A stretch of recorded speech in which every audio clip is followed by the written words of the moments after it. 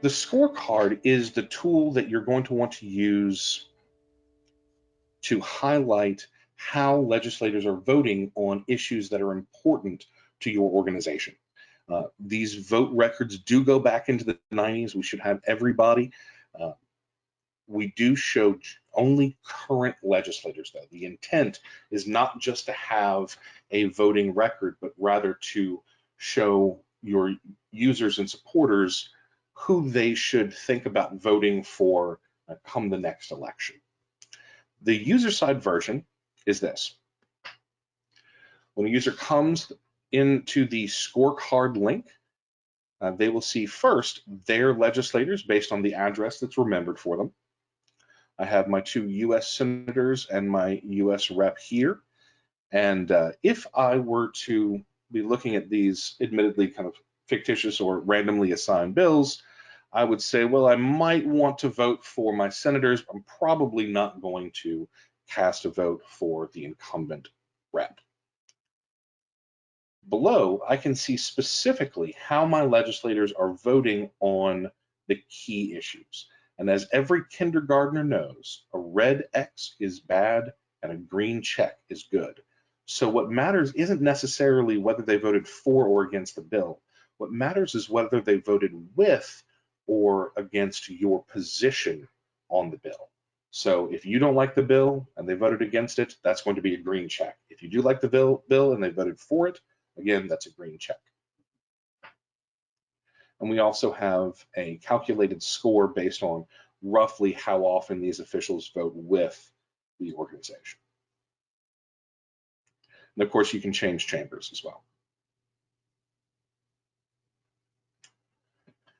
Scoring a vote and adding it to this list is actually very simple in the Voter Voice software. To do that, we're going to come to the Scorecard tool and to Manage Actions. Now I have here some previously scored votes from this current Congress. I'm just going to click on New Action to add the House vote on HR 1994. The first thing I need to do is choose the action type. I'm going to look for legislation. Now, legislation is going to pull in roll call votes, and I do want to be specific about that. It's not looking for committee votes. It's not looking for voice votes. It's only looking for votes of record.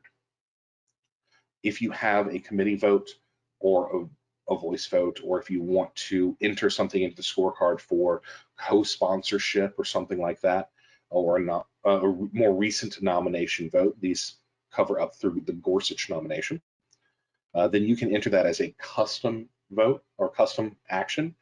The only difference there is that you're going to provide the information rather than that being pre-populated. All right, so we've chosen legislation. Now we're looking for a federal bill, and once again, we're looking for HR 1994.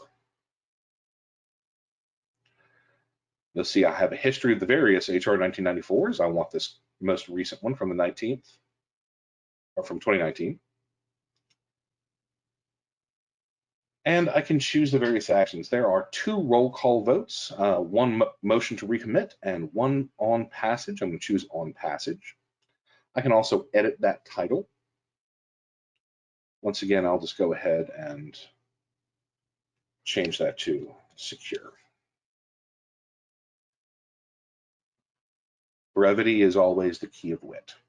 And again, I can give an explanation as to why this particular bill is important to us, why a vote for it is a good thing.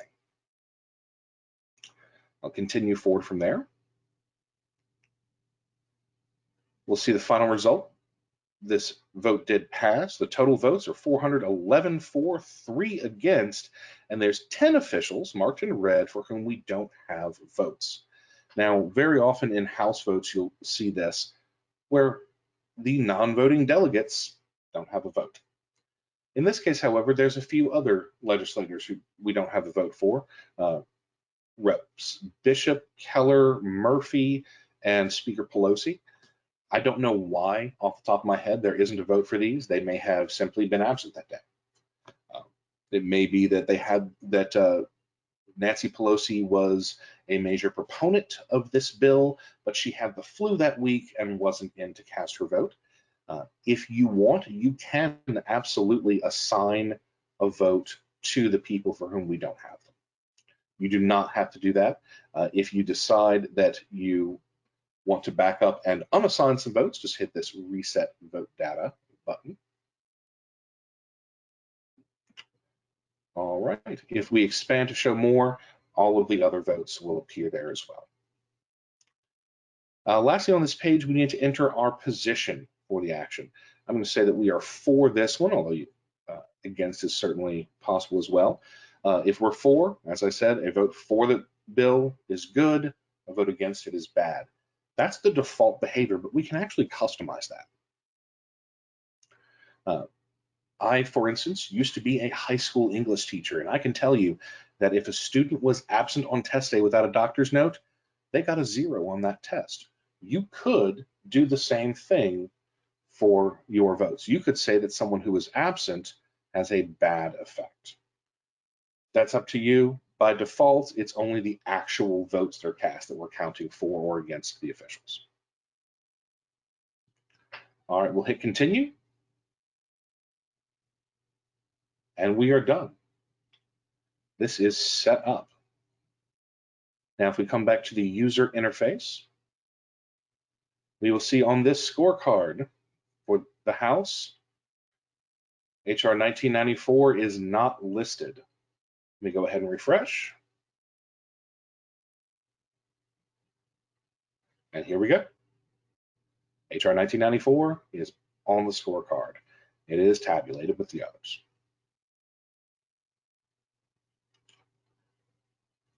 Now, there's some more granular control you have over these votes.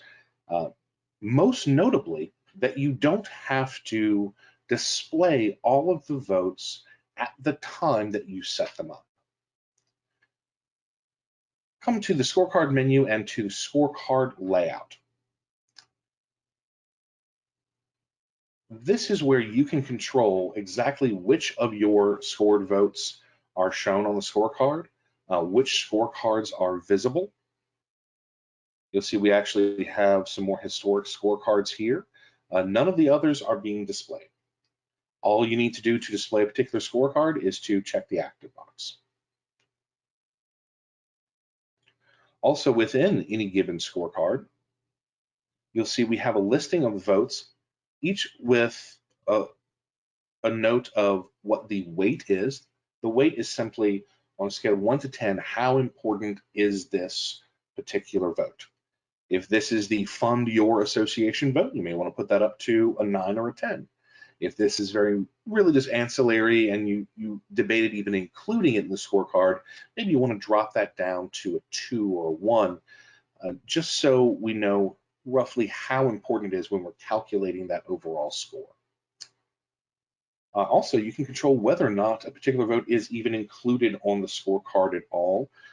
Certainly what a lot of groups will do is they'll go ahead and they'll score votes as they occur, but not even click this active box until we get closer to elections, sometime probably around now. Maybe they ended up with 20 bills for the House, but they only want to show the most important 10 or so. You can click the edit icon next to each bill, and you can adjust the weight. You can also choose whether or not to display it at all.